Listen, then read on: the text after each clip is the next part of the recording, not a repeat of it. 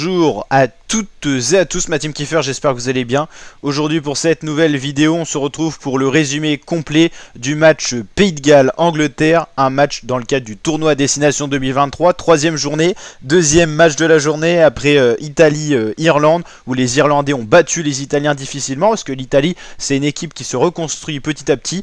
Et les Gallois, eux, en grande difficulté après avoir perdu leurs deux premières rencontres lors du tournoi Destination. Les Anglais avaient perdu une rencontre, mais en ont remporté une autre. Ils avaient perdu face à l'Écosse, mais ont gagné face aux Italiens. Les Gallois, eux, se sont inclinés deux fois. C'était face à l'Écosse et c'était aussi, je dirais, face à l'Irlande. On vérifiera tout ça, en tout cas. Warren Gatland, le coach des Gallois, qui essaye tout simplement de ressaisir son équipe qui est en difficulté. Pendant les premières minutes du match, on voit bien que c'est les Anglais qui attaquent, les Gallois qui défendent. On voit de différentes vagues offensives anglaises, mais pour l'instant ça craque pas, avec un 0-0 près des 10 minutes de jeu. Des fautes concédées du côté gallois, donc les Anglais avec Owen Farrell qui marque les 3 premiers points sur une pénalité pour ouvrir le score à la 10e minute du match. Ensuite, là on est à la 17e minute de match, toujours 3-0, ça montre que c'est un match assez fermé. D'un côté, les Anglais ne veulent pas perdre pour continuer à croire à la victoire dans ce tournoi des destinations. Et les Gallois doivent impérativement se ressaisir et surtout pas enchaîner une troisième défaite d'affilée. Ce qui serait vraiment dramatique pour le rugby gallois. Et donc le 15 du Poireau. Les Anglais sont à l'attaque et ça finit par passer sur les côtés avec ce très bel essai marqué vraiment sur le côté qui va essayer d'être transformé par Owen Farrell, mais ça va toucher les poteaux, donc ça reste à 8-3, tout encore possible pour les Gallois qui restent à 5 points d'écart, donc tout reste possible à la 23e minute. Ça continue d'attaquer du côté anglais, les Gallois défendent, beaucoup de mêlées, donc beaucoup de fautes de jeu, des mêlées qui sont assez stables, il n'y a pas vraiment d'équipe qui gagne, elles sont stables, donc c'est l'équipe qui introduit la balle qui la récupère. Là on est sur la phase 14 d'attaque pour les Gallois, mais ça ne cède pas du côté anglais et on récupère toujours les ballons. Du coup les Gallois font toujours cette petite faute de trop, les Anglais récupèrent toujours la balle, ce qui explique qu'à la 40e minute, 41e minute, et bah toujours 8-3.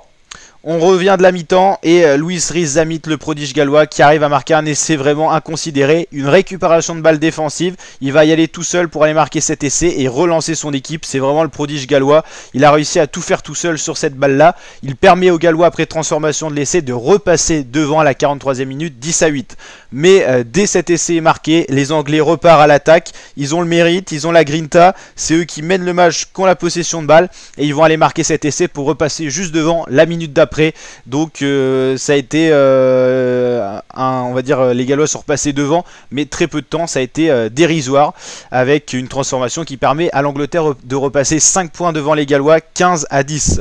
On voit l'entrée de Rudy Vodipola pour le côté anglais, on fait vraiment tourner l'effectif. Rhys-Zammit qui a été vraiment important dans ce début de deuxième période, mais qui voit son équipe pour l'instant menée. Tout est encore possible. Owen Farrell qui loupe pas mal de pénalités, ça passe à côté, ce qui permet aux Gallois de toujours espérer à 15 minutes de la fin du match, toujours 15-10 pour les Anglais. Toujours beaucoup de mêlées, on l'a dit. Les Gallois attaquent, les Gallois n'arrivent pas à avancer. L'équipe est souvent scindée en deux. Un manque de réalisme offensif, un manque de rapidité dans les passes, ce qui fait que les Anglais arrivent à récupérer le ballon et à faire des montées défensives et repousser les Gallois vraiment loin de la ligne de danger et hors des 22 mètres, sous les yeux du prince de Galles et de sa femme. 72e minute, il reste moins de 10 minutes, faut surtout pas craquer du côté gallois. Les Anglais sont tout près de la ligne d'en but pour aller marquer un essai, et voilà l'essai marqué, 20-10. Les Anglais repassent 10 points devant, ça devrait le faire pour les Anglais qui mènent bien les Gallois. Et donc on arrive à la fin du match. Les Anglais remportent donc ce match. Ils ont eu peur de perdre, ont finalement gagné après une domination, faut le dire. Une possession de balle qui était vraiment pour eux. Donc belle victoire des Anglais qui peuvent encore espérer une victoire dans ce tournoi Destination. Donc on l'a dit, donc victoire de 10 points d'avance, 20-10 des Anglais face aux Gallois.